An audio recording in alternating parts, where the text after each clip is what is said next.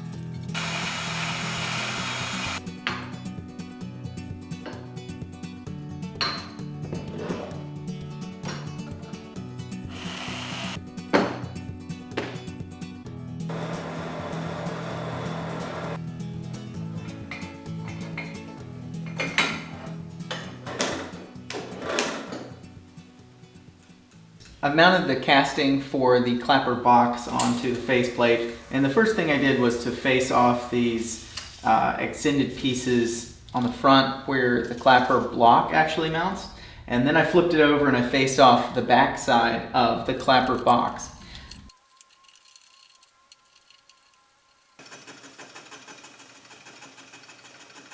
The next operation that I'm going to do is to clean up this surface here where the screw for adjusting the angle of the clapper box mounts. And this is a little bit precarious because the back side, this screw is the only screw holding it on. On this side, the fastener would be too far out on the faceplate, so it's just held in place with one screw. So a little dicey, we'll see how it goes. I did put in a 1, 2, 3 block in the back there just to kind of provide a little bit of support to keep it from flexing too much and also to balance the faceplate. Without it, it's a little shaky, even on the concrete lathe table.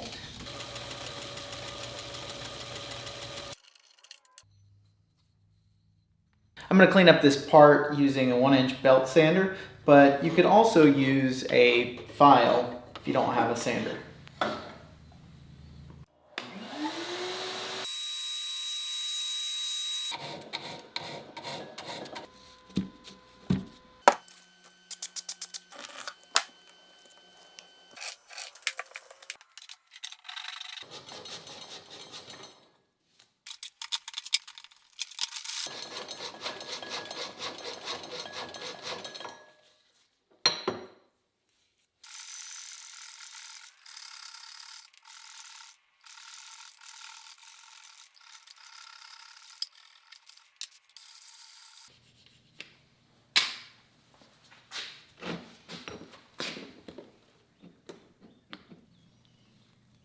I'm using a 1, 2, 3 block to print the inside of this clapper box.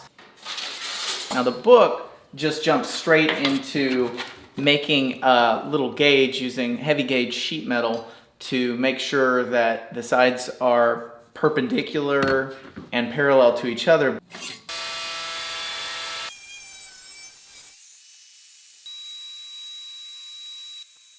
But they could be parallel and not straight. So my thought is the first step is to print it in using something like a known flat surface like these 1, 2, 3 blocks.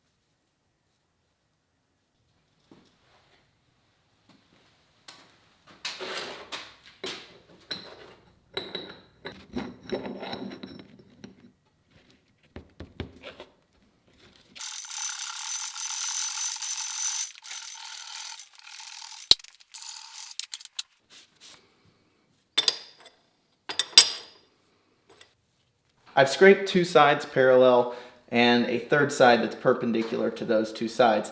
Now I am scraping the fourth and final side so that it's sized appropriately to fit in the clapper box. And I've got about 10 or 15 thousandths of an inch to scrape down, so I'm just kind of working it down, and it's not exactly parallel. It's thicker on this one end than it is on the other. So on the wider end of the slot, you can see it starting to slide in, but really when I get it down to the right dimensions, it should go in, you know, across the full length of the clapper box without play.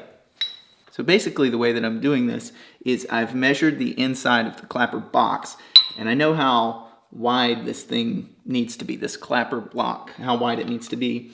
I use my 1-2-3 block to adjust this indicator, and then I use that to measure this block. And pretty much you can tell that it's about 1.293-ish on this far end of the clapper block.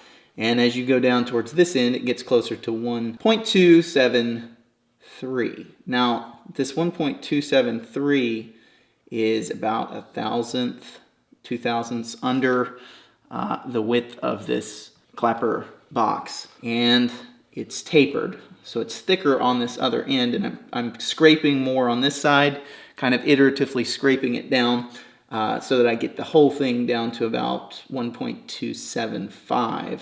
Essentially, I'm working iteratively down from this thickest side, scraping much more heavily on that side. You can even tell there's the machine marks from on the lathe where I faced it off on the lathe, the tool marks on this end, and I'm pretty much not going to touch that. I'm just going to leave that and scrape the thicker end.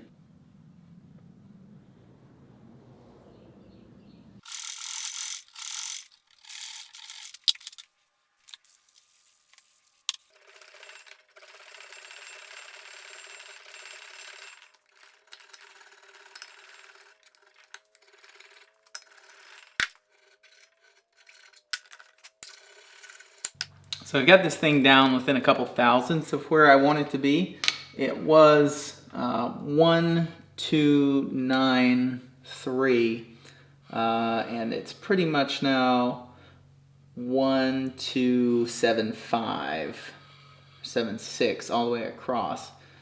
So I'm going to take it down probably another 2,000th and just kind of be checking the fit, because right now, you know, I can get it to slide all the way in, but it's definitely not a loose or free fit.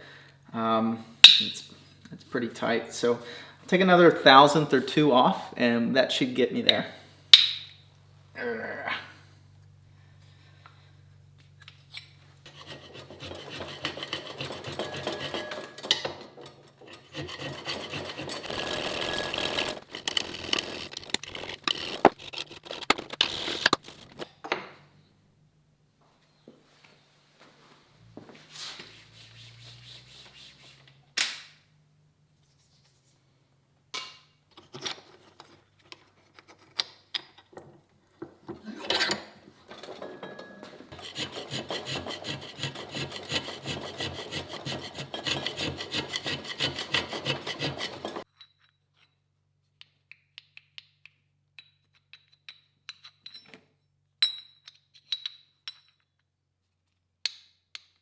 I think I'm probably going to take off a little bit on the inside of the clapper box, because the clapper block, I'm pretty confident about how parallel its sides are, but I think this may taper a little bit towards the top.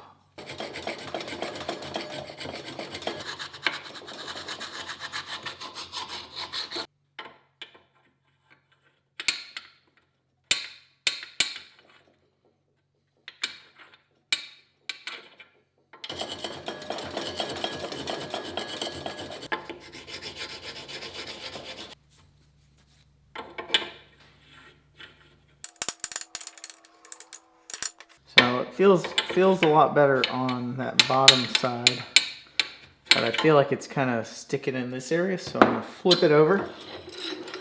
Do the same thing in this area.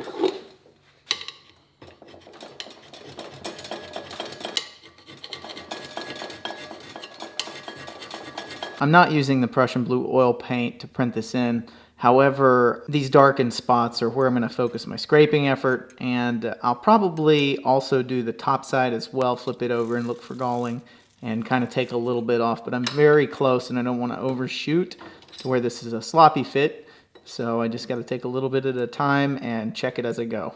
Yeah, so that's that same galling right here towards the top. Let's see what kind of difference that makes.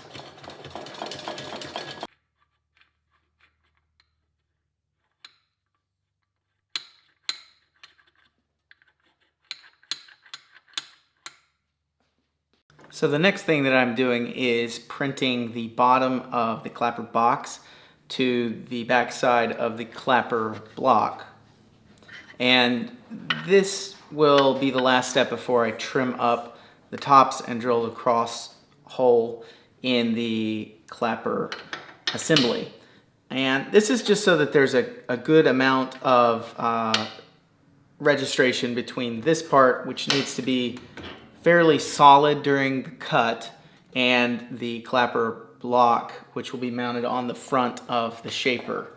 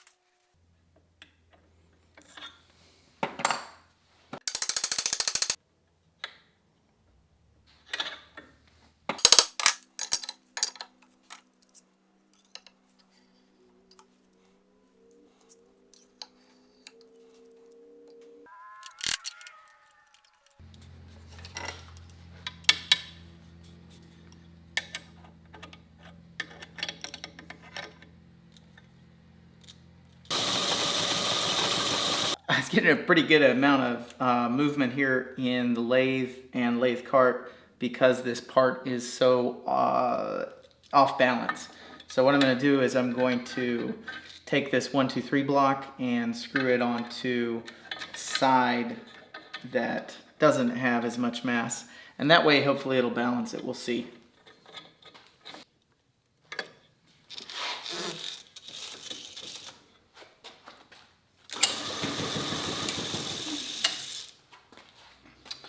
Too much.